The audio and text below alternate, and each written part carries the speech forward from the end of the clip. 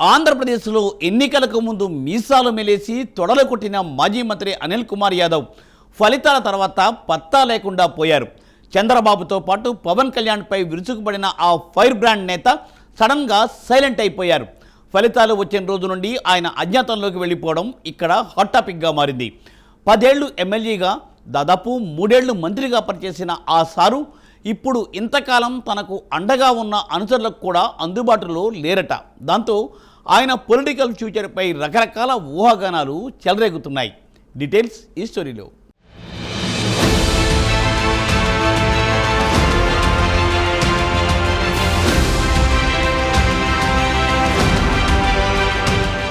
YCP ప్రభుత్వంలో దాదాపు 3 ఏళ్లు మంత్రిగా పనిచేసిన సింహపురి నేత అనిల్ కుమార్ యాదవ్ ఆ పార్టీ మొదటి ప్రతిపక్షంలో ఉన్నప్పుడు, తర్వాత అధికారంలో కొనసాగినప్పుడు అనిల్ దూకుడు అలా ఇలా ఉండేది కాదు. అసెంబ్లీలో సైతం చొక్కా గుండీలు విప్పుకుని బజారు గుండెల టీడీపీ నేతలపై అవాకులు చివాకులు పెడుతూ సవాళ్లు విసురుతూ నానా హడావుడి చేశారు. వైసీపీ బూతు మంత్రుల్లో ఒకరిగా ఫోకస్ అయ్యారు.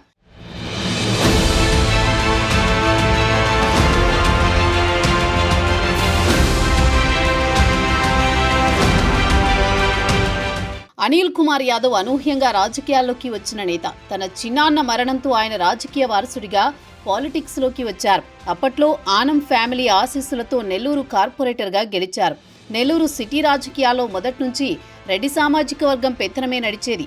1972 నుంచి అక్కడ వారిది ఆధిపత్యం.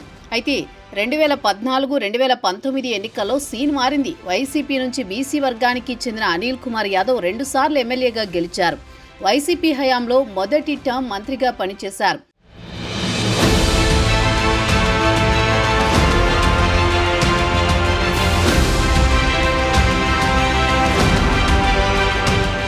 మొదటి నుంచి అగ్రెసివ్గా వ్యవహరించిన అనిల్ జగన్పై ఈగ వాలనిచ్చేవారు కాదు. ఎవరైనా అధినేతను విమర్శిస్తే ముందు వెనుక చూడకుండా విరుచుకుపడేవారు.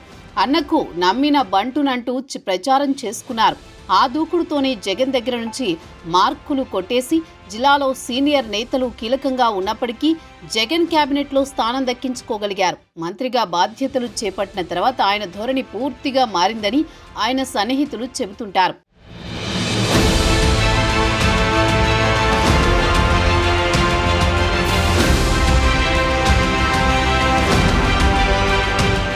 ఎవరినీ ఖాతరు చేయరనే విమర్శలు ఎక్కువయ్యాయి. పార్టీలోని నేతలపైనే పరోక్ష విమర్శలు చేసేవారు. తాను ఏం చెబితే జగన్ అదే చేస్తారని అనిల్ చెప్పుకునేవారట. ఆయన మాట తీరుపై సొంత పార్టీ నేతలే అసహనం వ్యక్తం చేసిన సందర్భాలు లేకపోలేదు. మంత్రిగా ఉన్న జిల్లా అభివృద్ధికి ఆయన ఏమీ చేయలేదనే విమర్శలున్నాయి. 2024 ఎన్నికలకు ముందు పార్టీలోని పలువురు నేతలు రకరకాల కారణాలతో అనిల్కు దూరమయ్యారు.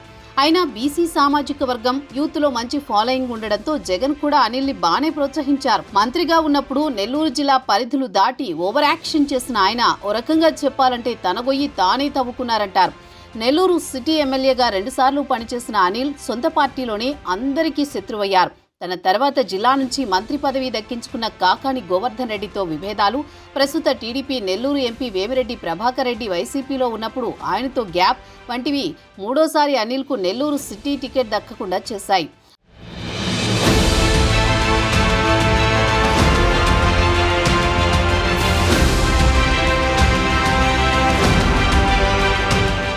నెల్లూరు సిటీ నియోజకవర్గంలో అనిల్ను కాదని మరో గట్టి అభ్యర్థిని పోటీకి దించాలని వేమిరెడ్డి ప్రభాకర్ రెడ్డి ప్రయత్నించినా అనిల్ కుమార్ తన అనుకూలంగా ఉన్న డిప్యూటీ మేయర్ ఖలీల్ అహ్మద్కు దగ్గరుండి టికెట్ ఇప్పించుకున్నారు. దాంతో వేమిరెడ్డి ప్రభాకర్ రెడ్డి వైసీపీని వీడి తెలుగుదేశంలో చేరారు. ఇక నెల్లూరు సిటీ నుంచి పోటీ చేసిన ఖలీల్ అహ్మద్ టీడీపీ నుంచి పోటీ చేసిన నారాయణ చేతిలో దారుణంగా ఓడిపోయారు.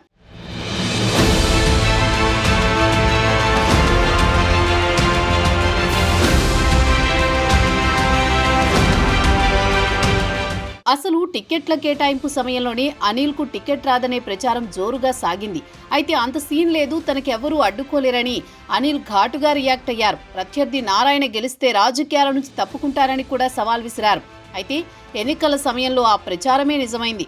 జగన్ ఆదేశాలతో ఆయన నరసరావుపేట నుంచి ఎంపీగా పోటీ చేసి ఘోర పరాజయం పాలయ్యారు.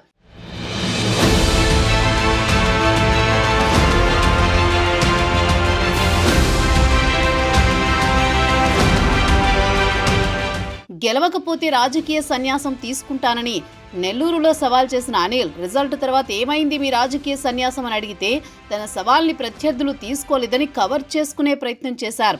అయితే అనిల్ మాట నిలబెట్టుకోకపోయినా పరిస్థితులు నిజంగానే ఆయన్ని రాజకీయ సన్యాసం తీసుకునేలా చేశాయంటున్నారు. ఓటమి తర్వాత అనిల్ కుమార్ సింహాపురిలో కనిపించడమే మానేశారు. పార్టీ యాక్టివిటీస్కి కూడా పూర్తిగా దూరమయ్యారు.